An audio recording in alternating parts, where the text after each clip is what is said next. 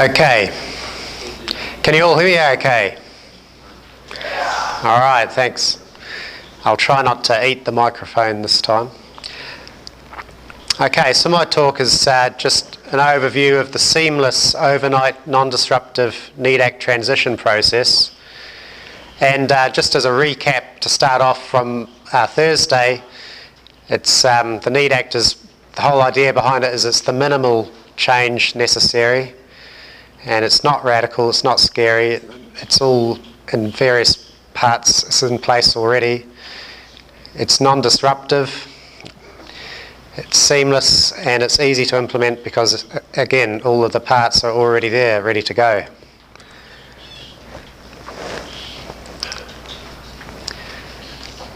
And it's the structural reforms necessary to get monetary reform. And each part is there, and the principles and procedures are already in place. And just a reminder of what the Constitution says.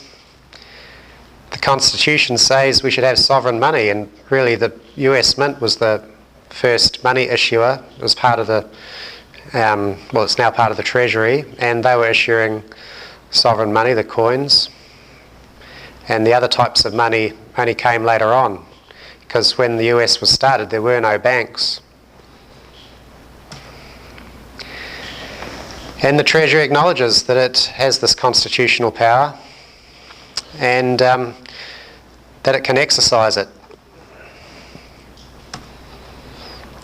And the top accountants in the country acknowledge that sovereign money, or US money, under the NEAD-ACT is equity. And our coins that we use, our quarters and all that, that is a token of equity. That is a token of a share in the Commonwealth. This is a token of a drawing right on the capital of the nation and the society. The real capital, the real stocks of know-how, ability, culture, basically, as Oli said yesterday. Our culture has been built up over all the generations that went before us. Nobody knows who created the wheel, who invented it, who invented the lever, but we use these things every day. They're part of our cultural heritage and our cultural inheritance. So they belong to all of us. So we all have a right to a share in it. And that's the idea of the commons, I suppose, the idea of real capital. So the top accountants in the country, they know what seigniorage is, and they know that it adds to the government's assets without adding to the government's liabilities, so that it's a net asset, which another word for net asset is equity. So when coins are issued, the government's net position increases. Now it's important to note here that seigniorage is accounted for as an inflow of resources, but it does not involve taking anything from anybody. It appears as though there's been an inflow, but really it's a creation, an origination. And so it increases the net position of the nation, basically, because a money share is everybody owns that, you know. So this is what it looks like on a balance sheet when sovereign money and seigniorage occurs. See, it increases the assets, the cash balance, but there is no increase in liabilities. So the residual is there's an increase in the net position. Another word for that is equity.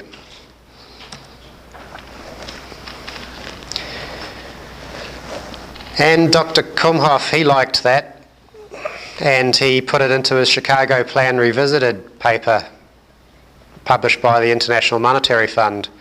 And I really love these phrases that he puts in there.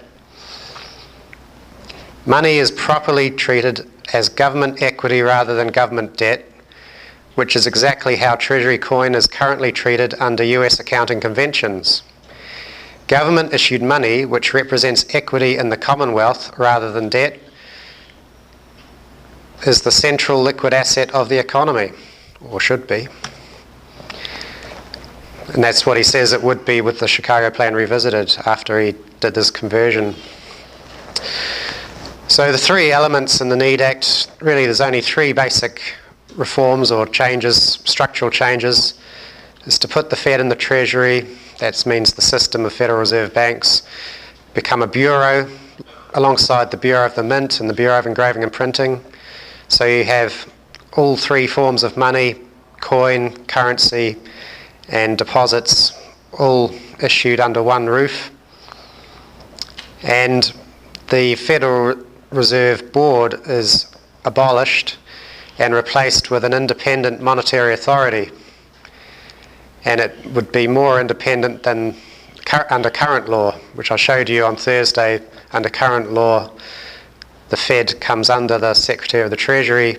In the Need Act, there's actually protections for the independence of the monetary authority from the Secretary of the Treasury. So it actually makes the monetary authority and monetary policy more independent of the administration or the government of the day. The second major reform, structural change, is to stop banks creating what we use for money. And that's done with a simple accounting change, which I've got graphics on so you can see it visually, because it gets quite wordy to explain it otherwise. And then the third part of the reform is that you have to replace the money that was being created by the banking system with additional money as the economy grows. And so you create that in democratic ways for the general welfare, because the Constitution says that the federal government is supposed to promote the general welfare.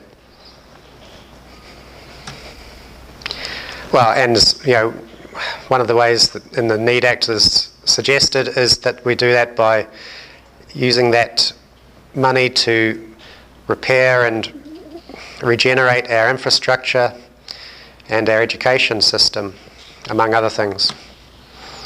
So again, the three key words to really understand what the Need Act is all about is equity. I've already been over that. Bailment. Now what this means is safekeeping. And so this is what happens to money accounts or deposits at banks. They become basically as though they're electronic safety deposit boxes. So they're custodial items. They're not affected by the lending and borrowing activities of the bank. They're off that part of the bank's balance sheet. They're basically on a balance sheet that what we call a miscellaneous item, and which is where custodial items are recorded on the balance sheet. And so bailment, it really means that the money is your asset and it's not a liability to anybody else, which is what coins are like now, and it just passes from hand to hand. So the ownership changes with transfer or transaction. And so whoever is the holder of the money is the owner of the money, and the bank is merely entrusted to be the safekeeper of the money, which is what we're sort of taught from early age, that is what banks do, and it's, you know, and they actually would do it with the Need Act. So an everyday example, just to get the idea of bailment, is self-storage garages where you store furniture if you're moving house or whatever, and you still own that furniture, but you put it in the self-storage place, and the self-storage place is responsible for looking after it for you and keeping it secure. And that's basically what banks would do with your money. Now the other main key word is fiduciary, and that basically means that somebody is looking after your interests, acting as your agent, and that would mainly come into play when you have a savings or investment account with a bank and you entrust them with some of your money to help them fund their lending and investment activities. And so they have a responsibility to you to do that carefully. So this is what basically a simplified version of a bank's balance sheet now, and you see that deposits are part of the liabilities of the bank. They're basically the bank's promise to pay you money or transfer you money, as Professor Huber explained earlier today. So they're taken off the liability side of the bank's balance sheet, and they're put into miscellaneous items as custodial items. And you see there's a black hole there. So if that black hole remained, when all the outstanding loans that already exist on that day of conversion, when they're all that money, which is now money that doesn't go out of existence when loans are repaid, it would become permanent. If that black hole was left there, then after a period of time, the banks would have collected all the money back and kept it, and they'd have the whole money supply, which would, not be good. So we need to replace that deposit liability with an equivalent liability to pass through that permanent money into a revolving fund in the Fed, which is now a Bureau of the Treasury, to then recirculate and recycle that money back into the economy to maintain the money supply. And banks, they know how to look after custodial items because there's already rules about that, and they record them, and they keep securities as custodial items, they keep all sorts of things as custodial items. So there's already all the rules and regulations and regulators to look after that.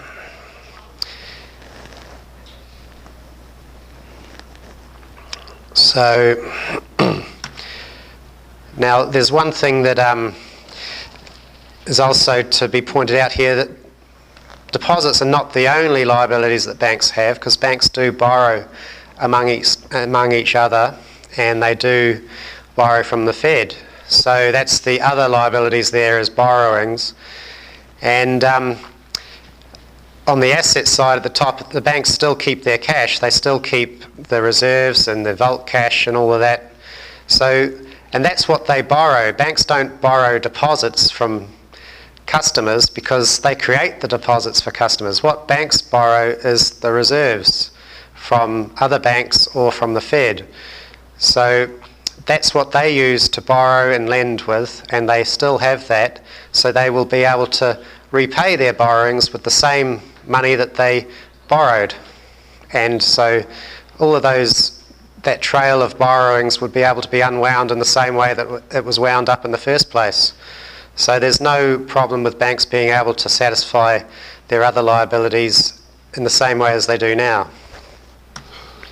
And so there's like 4 banks with the Fed in the middle, and you can imagine it going in a clockwise direction from bank to bank and back and forward between each bank and the Fed. And then afterwards it would go in an anti-clockwise way to unwind all of that history of previous borrowings. And the money would be returned to the Fed that had been borrowed from the Fed. So that's why we have to have this obligation to pass through the money that returns to the banks from previous borrowers and pass it through to the revolving fund. And so the principal and interest is paid in the normal way from borrowers to the banks.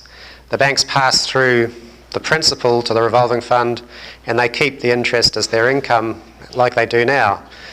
And from their interest income, they pay their staff and they pay their expenses, and they distribute dividends to their shareholders and all of that stuff. So interest does get recycled back into the economy. As I mentioned on Thursday, the only part of it that doesn't is retained earnings, and that's a function of all sorts of organisations, not just banks.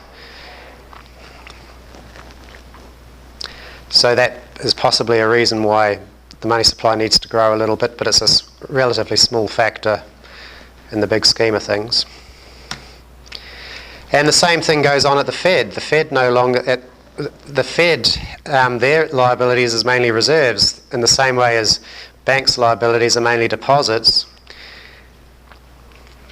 And the Fed sometimes, well, maybe it doesn't really borrow, but so the same thing happens. The reserves don't need to be liabilities of the Fed anymore.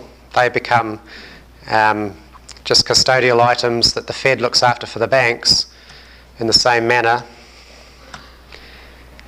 And so now you see that there's these assets on the Fed's balance sheet, which is called the System Open Market Account, and that's all the assets that the Fed buys when they were doing quantitative easing, or even before quantitative easing. That's what they used for their what's called open market operations, where they buy and sell government bonds and other securities to balance their balance sheet to issue reserves to the banks. So that's no longer needed anymore. The Fed doesn't need to hold those assets, and really those assets represent the debt of the people in the nation that has been used to underpin the banking system's money creation through credit and risk. So that those assets really belong to the people in the nation, and so they can be returned back into the system. And it amounts at the moment, well, last year it amounted to about $4.2 trillion in the System Open Market Account. So those funds can be sold back into the market, and the proceeds can be used to distribute a citizen's dividend to everybody, because, as I said, that System Open Market Account assets, all of that represents what we the people had pledged to underpin the banking system. And so now we're changing the system so we don't need to do that, so we can use the proceeds of that to distribute a citizen's dividend. And you see that there's also enough left over, in the figures last year, to also basically cancel out the student debt. And so Jim Wirt's going to work on some language for a revised Need Act to make that an education provision retroactive, so that student debt is basically cleared, erased, yeah. So we can do that. That's what you can do when you change the money system. So again, this tax-free citizens dividend, if you took the $3.2 trillion, that would be $10,000 for every man, woman and child, and that would enable them to get out of high-interest debt like credit card debt and other consumer debt, which at the time amounted to $3.2 trillion. So it basically enables people to get out of the very high-interest debt that they have. I mean, but we don't force them to do that. If they want to do something else, well, that's their business, because it's their money. It's nobody else's business. And again, it wasn't money that was taxed from anybody. It wasn't money that was borrowed. It didn't add to the national debt, so it should be no concern to anybody. And and we need to have that to get money reflowing back into the economy quickly. When, as loan repayments come in from the banks, it needs to be re-injected back into the economy to maintain the money supply. So this is what it can do for inequality. It can basically reduce it from a situation of it doesn't look right. Oh yes. Yeah, it can reduce it from a situation of a disparity of 5-to-1 to 3-to-1, just with that, using this example. And there's the outstanding student debt at the time. And again, the proceeds from the sale of the assets can be used to give a tax-free citizens dividend sufficient to wipe off student debt and consumer debt. And as the debt is paid off, that returns back to the banks and is then able to be used again in the revolving fund. So the revolving fund is always collecting and issuing money. So that's what a reconstituted Fed would look like. It would still make loans to banks if necessary, and but the money would be held in custodial accounts. So this is how banks would make payments with the reform system. Within the same bank, it's exactly the same as now. It just transfers from one account in the bank to the other account in the bank. Between banks, it would be a direct peer-to-peer payment system without the complicated, convoluted system that Joseph Huber described this morning. And so this is what Edgar was sort of describing with e-currency. It's a direct peer-to-peer payment system, and it's not at risk. It's not dependent on the solvency or liquidity of the banks at all. It's separate from the bank's solvency and liquidity issues. So even if banks fail, they can fail because the payment system remains intact. If a bank fails, all that happens is that you nominate which other bank you want to send your money to, and then they'll look after it for you. So there's no systemic risk in the system. There's no systemic risk in the banking system. So, possibly some of the onerous regulations could be reduced as well, because the whole system couldn't collapse.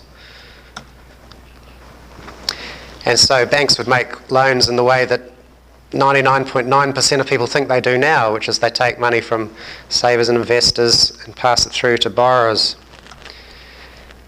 And as this money circulates in the economy from the citizens' dividend and from other payments, from paying for roads and education, paying teachers, paying contractors, that money can be used to pay off a whole string of debts, because at the moment we've got a huge debt overhang, and Steve Keen's probably going to be talking about that a bit later this afternoon. And so this is a way that everybody can be paid, all the creditors can be paid, rather than having to take big haircuts, which is what they're really facing at the moment. So banks would just make loans in the way that most people imagine they do now. They'd take in savings and investment funds, pool them, and then lend them out to various borrowers and other investments. And they'd be recorded as that they've received money from the customer, lent it out to another customer, and then it's just unwound when the loans are repaid, and then the saver or investing customer can just decide whether they want to reinvest it or whether they want to transfer some back into their checking account. Be up to them. And lending can still carry on between banks. If one bank has a surplus of funds that they've collected and another bank needs some more because they've got some good investment opportunities, they can just borrow from other banks like they do now on the interbank lending market. And banks can also borrow from the revolving fund as well, and there can be a policy interest rate that actually is effective. At the moment, the federal funds rate is less than the amount of interest that the Fed is paying on reserves, so there really is no effective monetary policy at the moment. So the government's sources of income for the budget would have seniorage added to it, which means that taxes could be reduced and borrowing could be reduced because it's supplemented with seniorage. And so the Treasury has other channels of money coming in to be able to supplement the funds it needs to meet its budget to make its expenditures and public investments. And we've already got hundreds of programs. Like I said on Thursday, there's a tureen of alphabet agencies and lending programs that are out there to distribute funds. So nothing new really has to be invented there. And it's to create money for the general welfare and full employment. Direct funding for infrastructure, there's the report card from the engineers. That's what was needed in 2009, that's increased now. But I worked out in Congressman Kissinchen's office that the federal part of that would create 7.2 million jobs. The 2013 report card increased the funding shortfall to 3.6 trillion, so that pro rata would be about 11.8 million jobs. And these are good career jobs for people leaving high school and college and university, and research and development, all those things. Funding education, like Steve Welsh said, it would be much better if you had one teacher for every 10 or 15 or 20 students instead of one teacher for every 20 or 30 or 40 students. So there's lots of things that can be done, and it covers pre-K through to post-secondary 2 and 4 year institutions. And also the 25% of the money is distributed directly to the states on a pro rata basis, so they can use that for their infrastructure and education programs as well to supplement the federal grants that they receive through the various federal departments. And so education is a good. They say it's the best investment you can make in a society. So that was Robert Poland. He did a study and he found that education was what created more jobs than military spending or tax cuts, just across the board tax cuts. So that creates more jobs in education as well, more teachers, more preschool, early education, early childhood education, further education, vocational education, retraining people for the new sorts of jobs and vocations that are going to be needed in the 21st century, which is what we need to transition, to a more sustainable economy.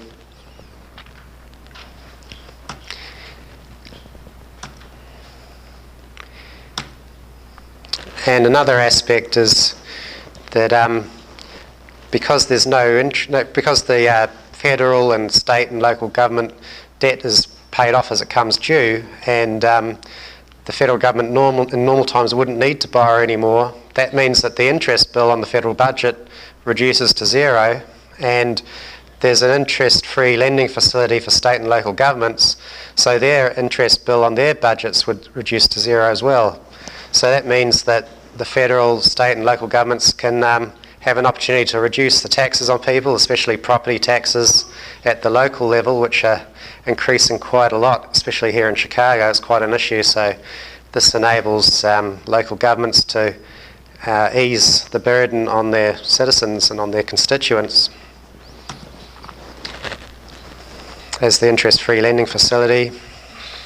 So that reduces taxes on workers and businesses. It enables people to have more disposable income. It enables businesses to invest in new equipment and new staff.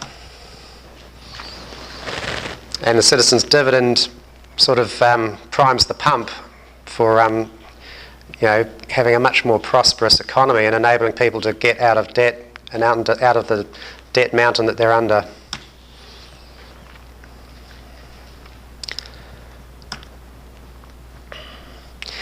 And the long-term sustainability of social security can be assured because, as well as the contribution system, it can also be, assisted with seniorage if necessary, and supplemented with seniorage. And these are some other parts of the Title V, what Reverend Coates called the bread and butter issues. And another aspect that arises is that because the federal government is no longer issuing treasuries, that means, because what happens at the moment when other countries export to the US, payments go to their bank in the US and they basically don't want to hold it as money. If they're not going to buy anything, they invest in treasuries and they're held by the Fed in custodial accounts, but because there won't be those treasuries to buy, that means that those funds will have to be used for investment in the private sector, like for corporate bonds and other sorts of investments in the private sector, or they'll have to buy US-made goods in return for the goods that were imported from overseas into the US. So that is a factor that promotes balanced trade with the rest of the world. And so really the US's trade deficit is really only from a few countries, and I was going to go into something else, but how am I going for time? What time? Okay, I've got 5 minutes, is that right? Okay, I'll go into that in question time. But basically, another thing that helps promote trade is that balanced trade is that banks won't be able to just mark up on their liabilities side extra deposits to balance assets that they hold with correspondent banks in other countries, which means that banks will actually have to source those funds in current accounts or checking accounts, which pay no interest, because in the Need Act, your checking account doesn't pay any interest and instead charges a fee. So that will encourage anyone who accumulates funds, including exporters to the US, to use those funds rather than to accumulate them. And so that will help promote balanced trade as well.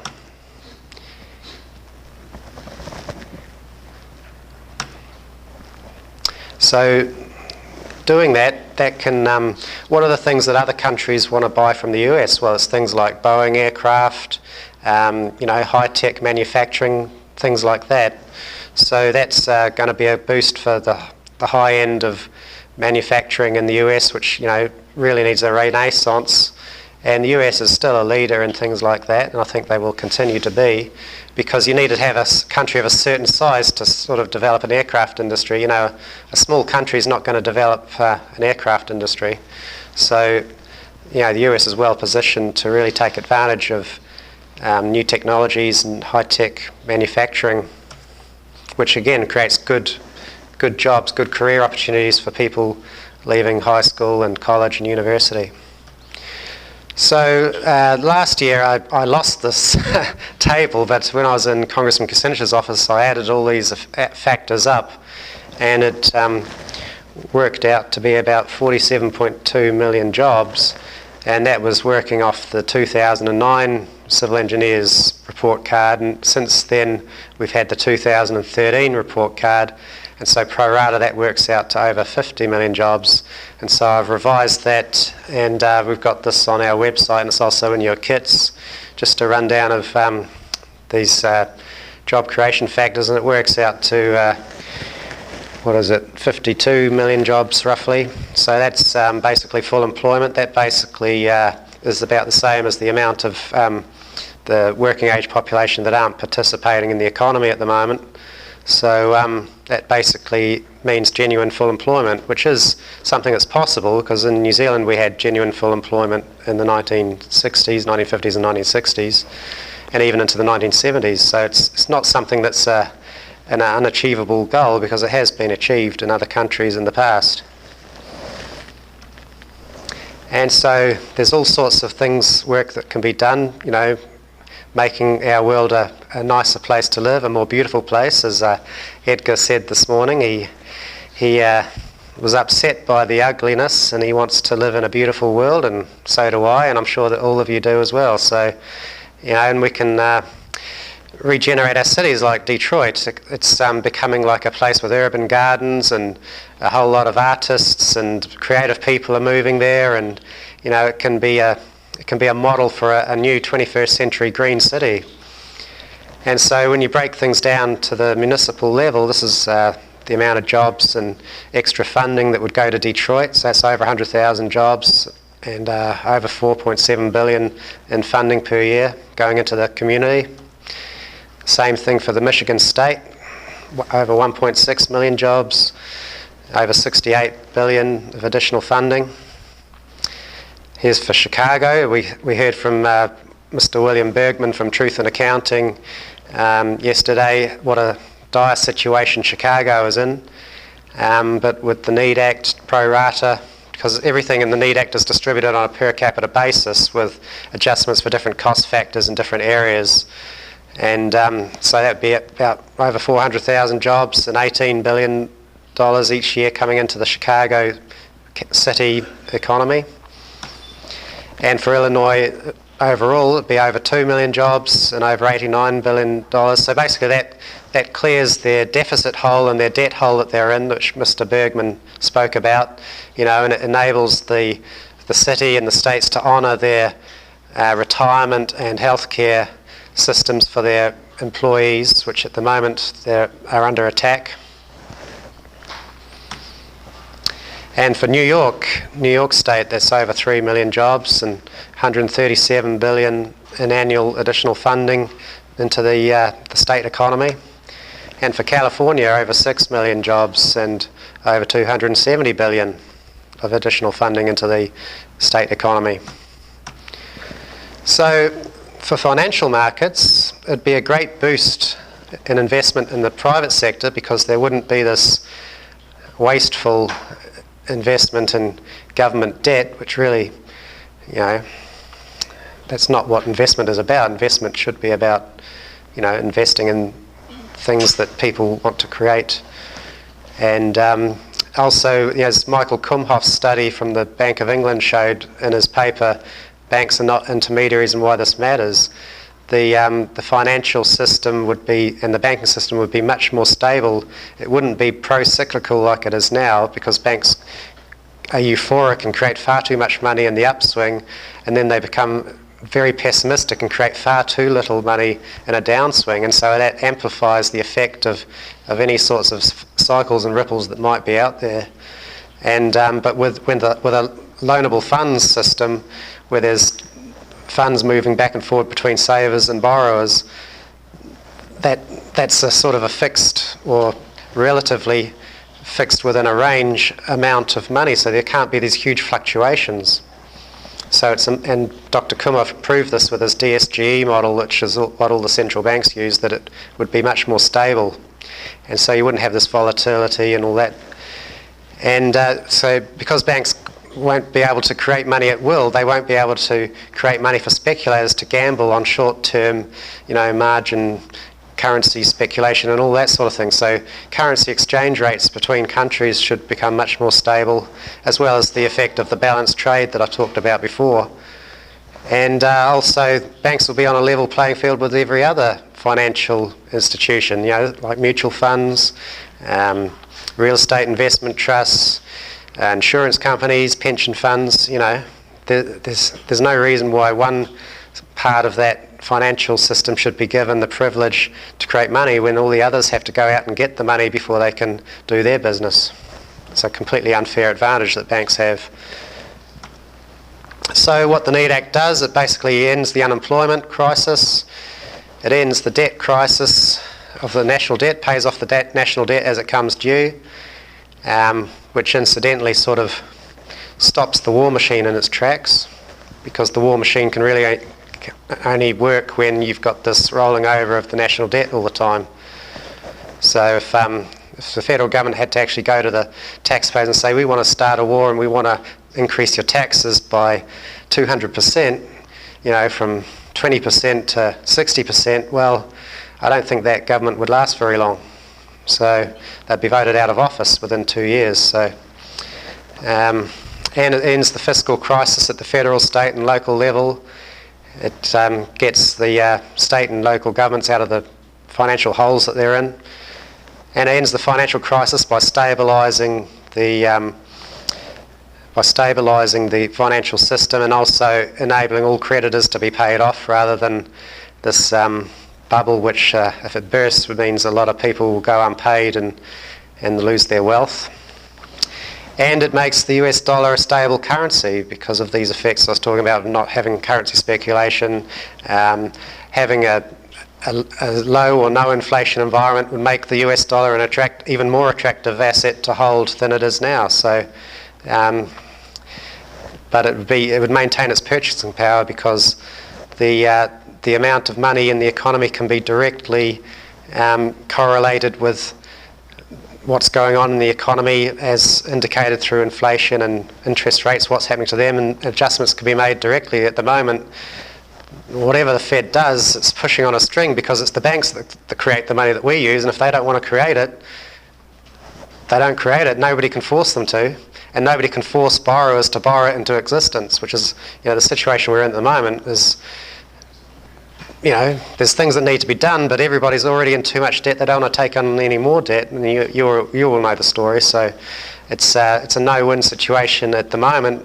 With the NEAT Act, it's a win-win situation. And why do we want this? Well, like I said, and as Edgar said, we want a beautiful world that's sustainable and enriching for the kids. Thank you.